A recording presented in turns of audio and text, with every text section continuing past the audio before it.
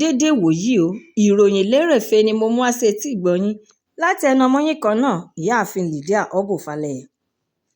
Olùdíje fún ipò ààrẹ tẹ́lẹ̀ rí Peter Obi sọ pé àkíyèsí tí ilé-iṣẹ́ National Broadcasting Commission (NBC) ṣe lẹ́nu lọ́lọ́ yìí ní pàtó ní àkókò ẹlẹgẹ́ tí ètò ìdìbò gbogbogbò wà yìí ti ń kan ènìyàn lóminú tó sì tún ti di ìṣòro. Iléeṣẹ́ NBC ti gbé ìkìlọ̀ pàtàkì kan síta èyí tí gbogbo iléeṣẹ́ yóò máa tẹ̀lé ní àwọn abala kọ̀ọ̀kan bíi ètò ìròyìn, ọ̀rọ̀ ìlú tó ń lọ lọ́wọ́ àti ètò òṣèlú.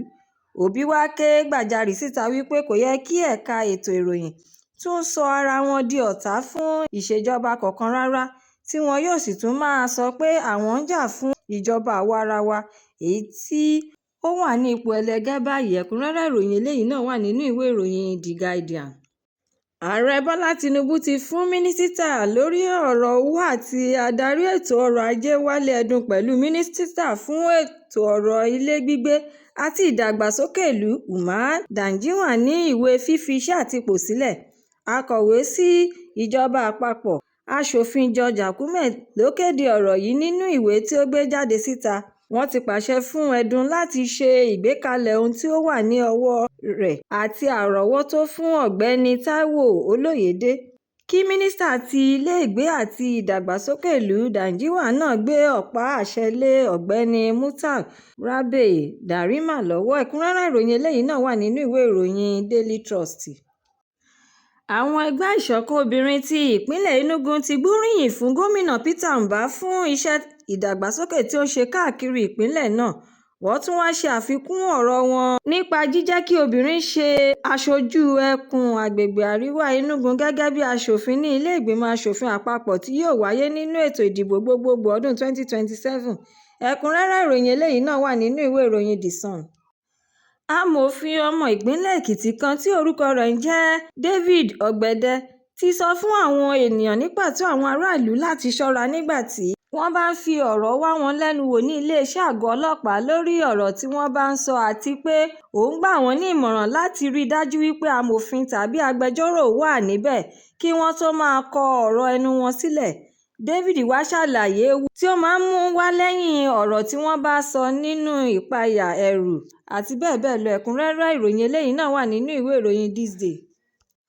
Gbajúgbajà òǹkọrin Afrobeat David Adeleke tí gbogbo ayé mọ̀ sí Davido ti kéde lórí ẹ̀rọ alátagbà X rẹ̀ pẹ̀lú ìdùnnú, ìwúrí lórí bí wọ́n ṣe yàn án gẹ́gẹ́ bí olórí àwọn ọ̀dọ́ fún ìpolongo gómìnà Adémọ́lá Adeleke gẹ́gẹ́ bí gómìnà ìpínlẹ̀ Ọ̀ṣun fún ẹlẹ́ẹ̀kejì ṣáájú ètò ìdìbò ọdún 2026.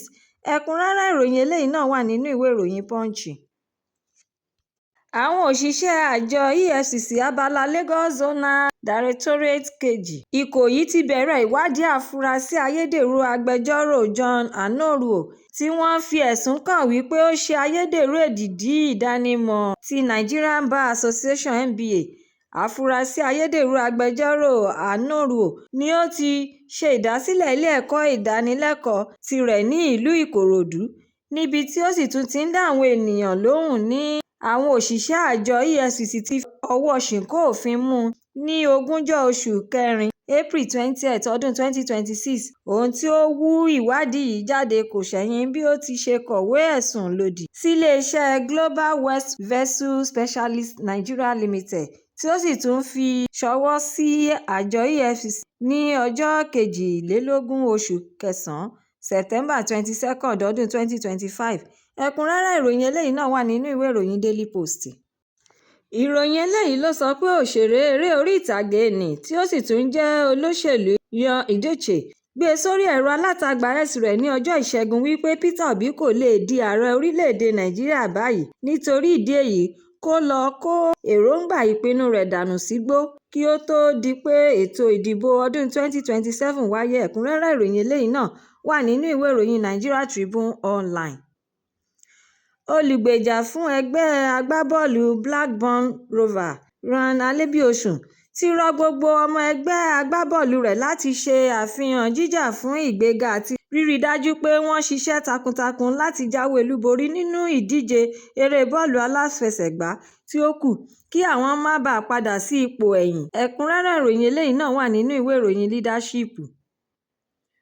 ọ̀dọ́ ọ̀jẹ̀wẹ́wẹ́ agbábọ́ọ̀lù fún ẹgbẹ́ Barcelona kan tí orúkọ rẹ̀ ń jẹ́ Lamine Yamal ti tún kì í tí ó sì tún ń rọ ọ̀rọ̀ ìyìn lé Lionel Messi lórí wípé lótìítọ́ àti lódodo kì í ṣe tẹnu Messi ni agbábọ́ọ̀lù tó dára jùlọ ní gbogbo orílẹ̀-èdè àgbáláyé.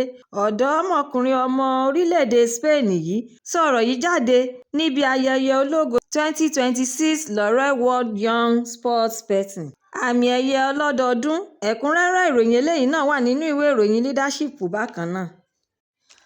Ọkùnrin aláwàdà kẹ́ríkẹ́rí àti adẹ́rìn pàbànújẹ́ ọmọ ilẹ̀ Nàìjíríà kan tí orúkọ rẹ̀ jẹ́ D1 ni ó sọ pẹ̀lú ìdánilójú wípé ọ̀pọ̀lọpọ̀ ìwọ́de ìfẹ̀hónúhàn tí ó máa ń wáyé káàkiri orílẹ̀-èdè Nàìjíríà ni ó jẹ́ wípé àwọn olóṣèlú ló ń ṣe agbátẹrù rẹ̀. Ó tún wá ṣe àfikún ọ̀rọ̀ rẹ̀ wípé 90 nínú ìdá 90% ìwọ́de náà ni àwọn olóṣèlú ṣe àtìlẹ́yìn rẹ̀ pẹ̀lú èròǹgbà wípé àwọn ń ṣe àǹfààní fún àwọn ará ìlú tí kò sì rí bẹ́ẹ̀ rárá nítorí pé gbogbo ohun tí wọ́n ń ṣe fún àǹfààní ara wọn ni. Ẹ̀kúnrẹ́rẹ́ ìròyìn eléyìí náà wà nínú ìwé ìròyìn Vanguard. Ìròyìn lérèfé tòní kò ní jù báyìí lọ nítorí pé kí n lọ bẹ oge. Ẹ tún pàdé mi lọ́la fún àkọ́tún ìròyìn lérèfé mìíràn láṣẹ Èdùmàrè. Ẹ má ṣaláì lọ kàn sí YouTube channel ìròyìn lérèfé kí ẹ jọ̀wọ́ kí ẹ bá mi subscribe kí ẹ má tún gbàgbé fi èròǹgbà yín ránṣẹ́ sórí rẹ̀ kí ẹ bá lè máa ní àǹfààní láti máa gbádùn ìròyìn lérèfé síwájú àti síwájú sí i. Ẹ ṣé mo dúpẹ́ tẹ̀ ń tẹ́tí gbọ́ mi ní gbogbo ìgbà. Ó dàbọ̀.